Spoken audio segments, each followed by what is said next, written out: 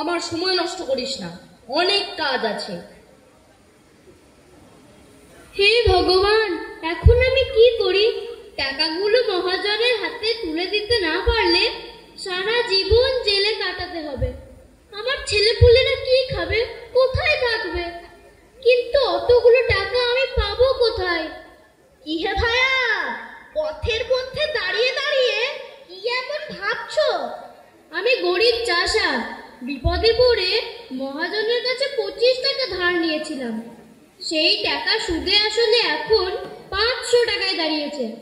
আমি ওই টাকা সময় মতো দিতে না পারায় মহাজন আমার নামে আদালতে নালিশ করেছেন। অনেক কষ্টে মাত্র 100 টাকা আমি জোগাড় করতে পেরেছি। এই টাকাটুকু ওনার পায়ে দিয়ে এ যাত্রা রক্ষা করতে বললাম, তা উনি কিছুতেই শুনলেন না। বললেন, হয় 500 টাকা দে, নয়তো জেলে যা। এ তো ভারী সমস্যার কথা। সমস্যা তো বটে, আমি জেলে গেলে আমার পরিবারের কি দশা হবে ভেবেই ভয়ে মরছি। তোমাকে বাঁচাবার একটা পথ আছে। আচ্ছা, তবে আপনার পায়ে ধরছি, আমি বাঁচিয়ে দিন। ওই 100 টাকা আমায় দিলে তোমার বাঁচার উপায় করতে পারি। নিশ্চয় নিশ্চয় দেব, আপনি আমায় রক্ষা করুন। তবে শোনো, আমার ফন্দি বলি। আদালতের কাঠগড়ায় গিয়ে যখন দাঁড়াবে, তখন বাপু কথা কথা কইও না।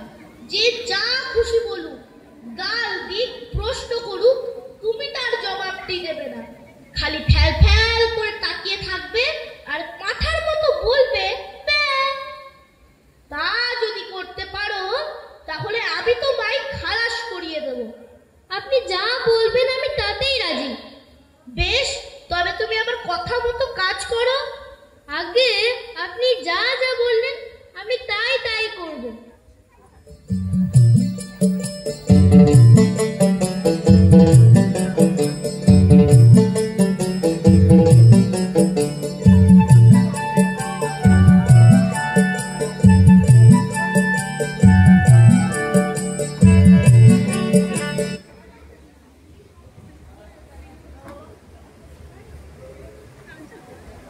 তাহলে আমি তোমায় খালাস করিয়ে দেব।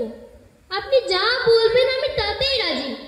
বেশ, তবে তুমি আমার কথা মতো কাজ করো।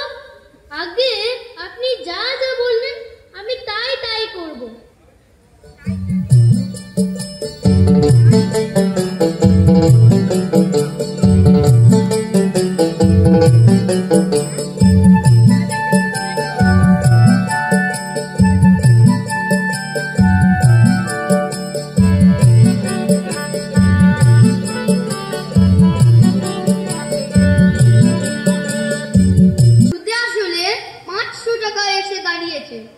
কিন্তু এই চাষা সেই টাকা আমার মক্কেলকে দিতে অস্বীকার করছে। ওকে জেরা করে আমি তা প্রমাণ করতে চাই। দোষী সাব্যস্ত হলে আপনি ওকে ফাটকে দেবেন হুজুর। জিজ্ঞাসাবাদ শুরু করুন। তুমি 7 বছর আগে 25 টাকা কর্জ নিয়েছিলে?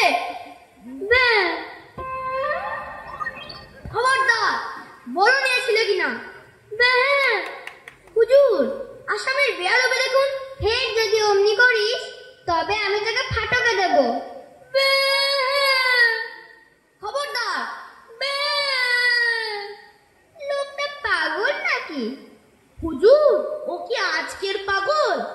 ও বহুকালের পাগল, জন্মে অবধি পাগল। ওর কি কোনো বুদ্ধি আছে না কাণ্ড জ্ঞান আছে? ও আবার কর্জ দেবে কি? ও কি কখনো খত লিখতে পারে নাকি? আর পাগলে খত লিখলেই বা কি?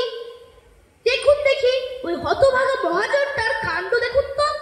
ইচ্ছে করে জেনে শুনে পাগলটাকে ঠকিয়ে নেবার মতলব করেছে। ওর কি মাথা ঠিক আছে? ওকে বলেছে এইখানে আঙুলে টিপতে, পাগলের কি জানে, সে অমনি টিপ দিয়েছে। এই তো ব্যাপার।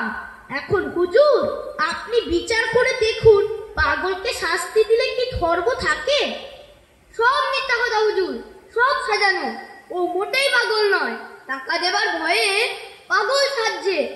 যে জন্ম থেকেই পাগল, তাকে আবার পাগল সাজাবার দরকার কি? এই বেটে চাষা, তুই সত্যি কথা বলবি কিনা বল, নইলে তোকে সারা জীবন জেলে কাটাতে হবে।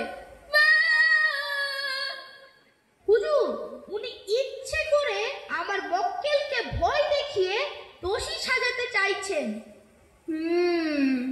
সব দিক বিচার করে মনে হচ্ছে ওই ব্যক্তি সত্যি সত্যি পাগল। মহাজন ছলনা করে চাপ দিয়ে তার কাছ থেকে অর্থ আদায় করতে চায়। অতএব মোকদ্দমা ডিসমিস। হায় হায় হায়, আমার এতগুলো টাকা জলে গেল। বেটা ধরিবার চাষা, পাগল সেজে আমার টাকা ফাঁকি দেবার মতলবটা তো ভালোই ফেলেছিস দেখছি।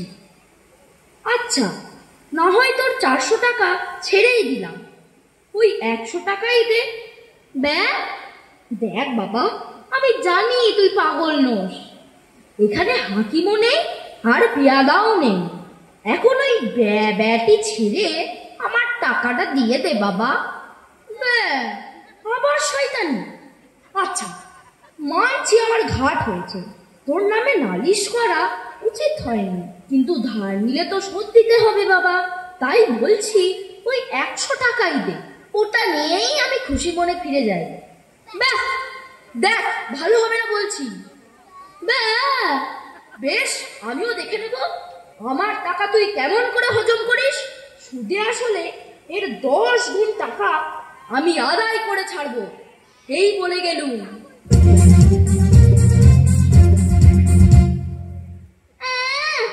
এই বলে গেলুম। মহাজনকে আচ্ছা জব্দ করা হয়েছে। আমি হলুম গিয়ে এ তল্লাটের সবচেয়ে বুদ্ধিমান উকিল। আমার সঙ্গে চালাকিতে এটে ওঠা কি চেয়েছে লোকের কর্ম। আহা, তুমি কোথায় যাচ্ছ বাপু? আমার পাওনাটা আগে চুকিয়ে যাও।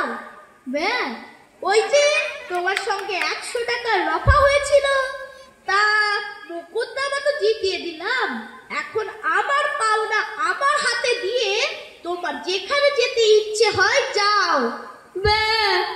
বাপু হে, ওসব চালাকি খাটবে না, টাকাটি এখন বের করো। বারে বোকা চাষা, তুমি আমার গলা আমাকেই দেখাচ্ছ।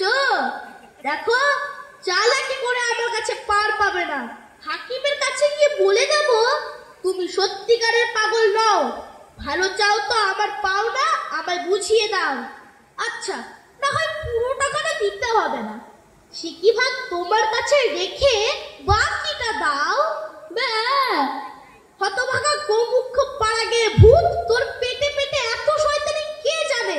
আগে যদি জানতাম তাহলে পুটলা শুদ্ধ টাকাগুলো আটকে রাখতাম। Excellent performance. সবার একটা ইন্ট্রোডাকশন এবং আমাদের ডাইরেক্টর কে আমি অনুরোধ করবো স্টেজে আসবার জন্য।